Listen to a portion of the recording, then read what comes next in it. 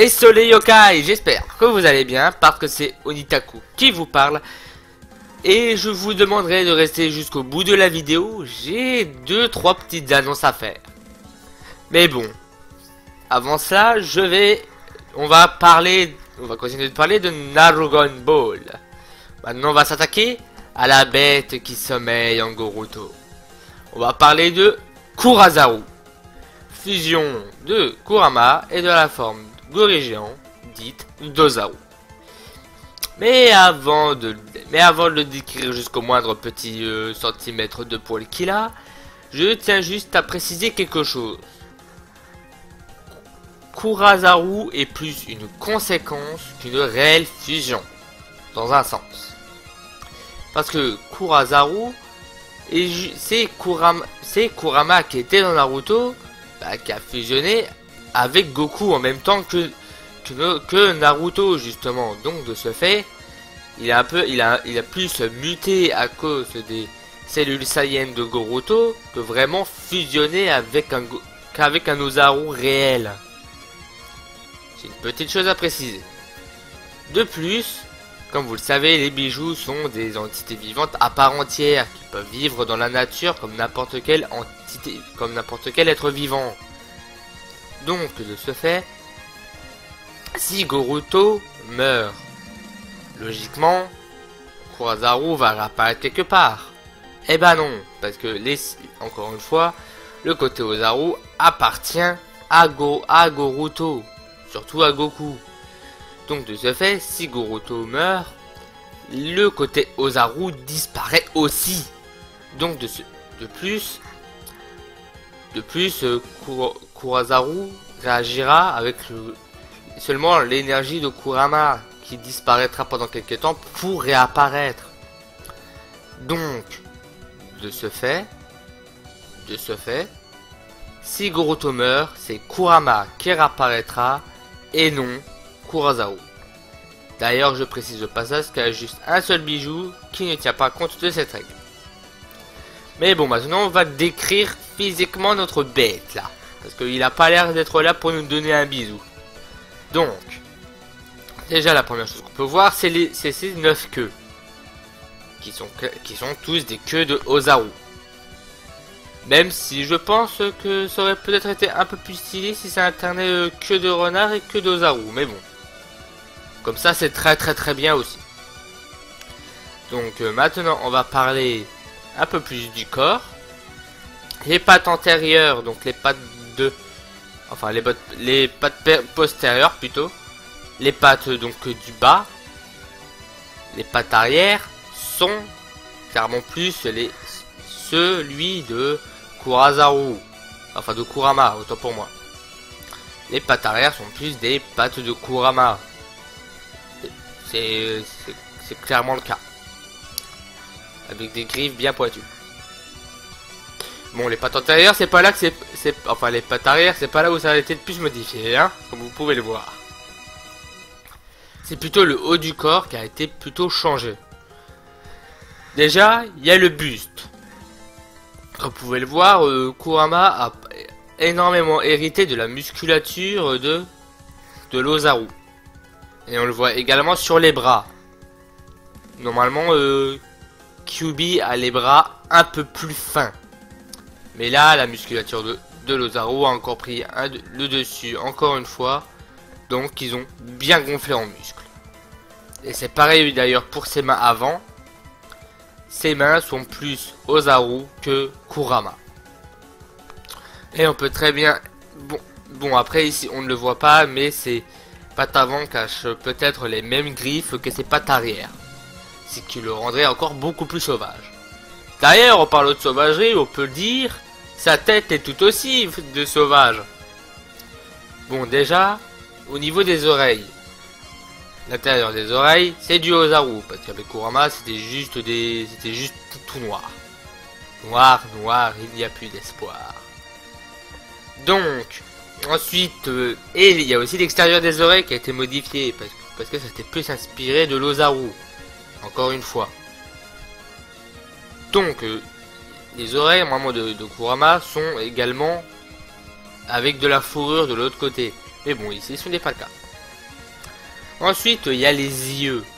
Kurama a abandonné son unique pupille rouge, avec sa pupille évidemment. Ouais, là c'est pas... ouais, là je suis con là sur ce coup là. Enfin bref, vous m'avez compris. Il a opté pour les yeux quasi totalement rouges de l'Ozaru, en plus de sa pupille habituelle. Ce qui le rend encore beaucoup plus sauvage. Au niveau des crocs, c'est une parfaite fusion entre ceux de Kurama et de l'Ozaru.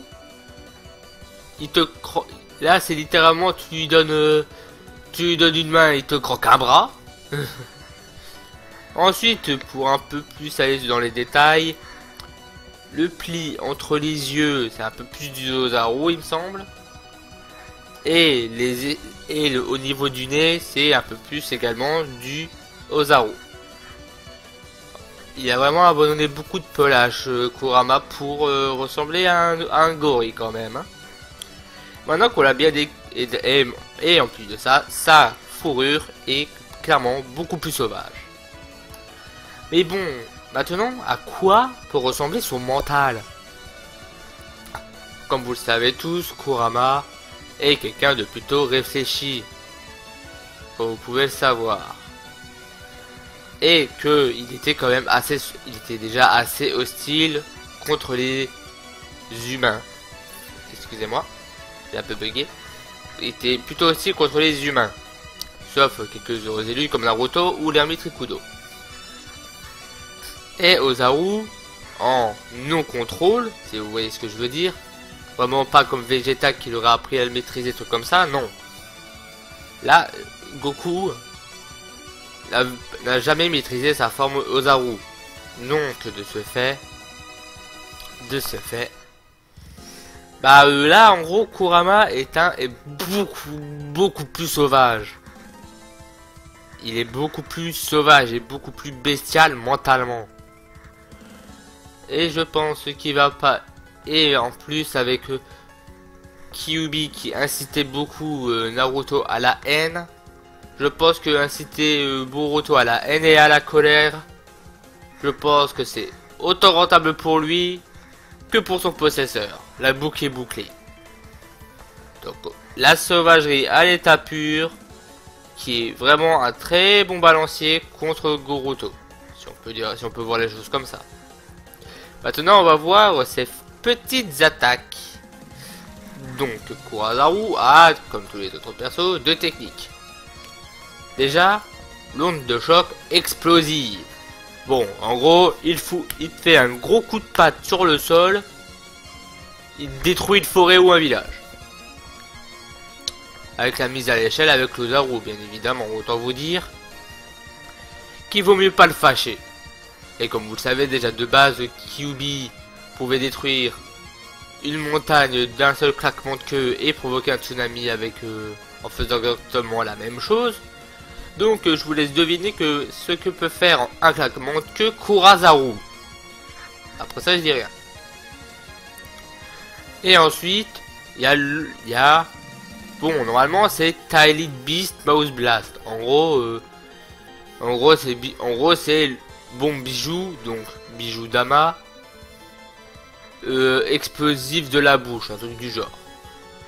Mais je pense que je vais plutôt décrire ça comme l'Ozaru bijou Dama Blast, un truc du genre. Ou l'Ozaru bijou Bim, ou un truc du genre. Donc, en gros, le bijou Dama, c'est la technique que tous les bijoux peuvent normalement utiliser. Elles peuvent être soit élargies à mort, à faire limite la taille de celui qui l'a créé, ou compressées pour faire l'effet d'une bombe. Mais vraiment d'une bombe bien compressée. Une bombe bien compressée. Mais il y a aussi, mais là dans ce cas-là, c'est aucun des, il y a pas vraiment aucun des deux qui correspond. Là, sauf qu'il y a une troisième possibilité pour cette technique. On a déjà vu Kurama et même Naruto avec le manteau de Kurama à 4 queues contre Orochimaru qu'il est possible de faire une bijou de la compresser ou non, de l'avaler, ou plutôt de la gober, pour ensuite absolument tout relâcher en un énorme faisceau d'énergie. Une chose bien violente. Une chose bien violente. Donc c'est plutôt ça que je vois avec cette attaque. Bon, maintenant qu'on a terminé avec Kurazaru, désolé, oui, cette vidéo sera un peu plus longue que les autres épisodes. Mais bon, comme je vous ai dit, j'ai des petites annonces à faire. Il y a déjà quelques vidéos de cela, j'avais fait un petit sondage pour savoir ce que vous désiriez voir d'autre. Parce que, à vrai dire, j'ai un peu peur que vous vous lassiez et que je me lasse de toujours faire des analyses, trucs comme ça, de toujours parler de manga. C'est des choses qui peuvent arriver, ça m'est également arrivé avec plus d'un youtubeur, dont je citerai pas le nom par respect. Donc, dans ce même sondage, je vous avais demandé si vous désiriez que je parle de pouvoir. Mais bon, là, avec l'option... Mais bon, j'étais pas vraiment trop rentré dans les détails. J'aurais très bien pu parler, quand je disais pouvoir, c'était autant un pouvoir en tant que tel, en gros par exemple comme l'immortalité, ou de parler d'une mécanique d'un monde ou d'un terme, comme par exemple parler du Sharingan dans Naruto ou du Haki dans One Piece. C'est un peu à ça que je pensais quand je disais quand je voulais parler de pouvoir. Et la deuxième option c'était, bon là je vais littéralement passer la ligne de non-retour, c'était de vous montrer des ROM hacks ou des fangames Pokémon. Bon, oui, je suis un grand fan de Pokémon, mais sachez que dans tous les cas, je ferai en sorte d'un peu alterner les émissions. Je vais pas faire 10 ans de la même chose. Même si, il faut déjà que j'ai 10 ans, mais bon, bref.